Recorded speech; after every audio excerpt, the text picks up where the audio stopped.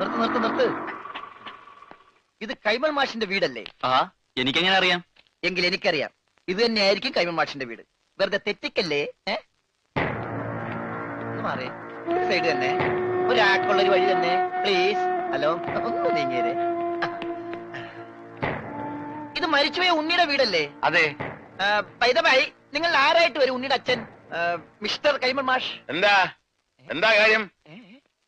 ഈ വീടെന്താ ഡോൾബി സിസ്റ്റമാണോ? എന്താ? ഇതാണ് കൈമൾ മാഷ് ഇല്ലേ? എന്താ തന്റെ ആവശ്യം? ഞാൻ യൂണിവേഴ്സൽ ആൻഡ് യൂണിവേഴ്സൽ കമ്പനിയുടെ മുതലാളി പറഞ്ഞിട്ട് വന്നാണ്. അതായത് മരിച്ചുപോയ ഉണ്ണിയുടെ പാർട്ട്ണർ. പണമാണോ പ്രശ്നം? അതെ, അത് തന്നെയാണ് പ്രശ്നം. എങ്കിൽ ഈ ആൾക്കൂട്ടത്തിന് മുമ്പിലെ താൻ കൂടെ കയറി നിന്നു.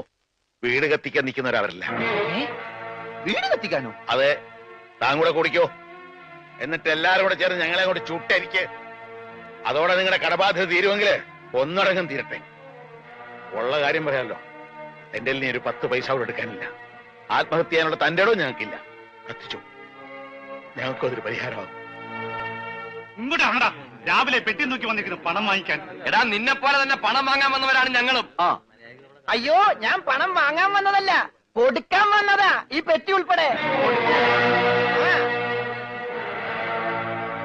എന്താ പറഞ്ഞേ? പണം കൊടുക്കാൻ വന്നതാണെന്ന്. ആർക്ക്? കൈമൾ മാഷിന്. ഞാൻ മലയാളത്തിലല്ലേ ആദ്യം നിങ്ങളോട് പറഞ്ഞത്? യൂണിവേഴ്സൽ കമ്പനി പൊട്ടിപ്പൊളിഞ്ഞ് പാലിഷ് ആയെങ്കിലും ഇപ്പൊ അത് ലാഭത്തിലാണ്. ആ കമ്പനിയുടെ ലാഭവിഹിതമാണ് ഈ പെട്ടിയില്.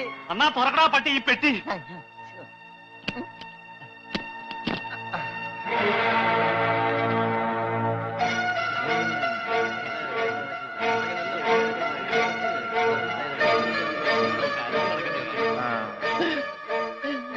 എന്റെ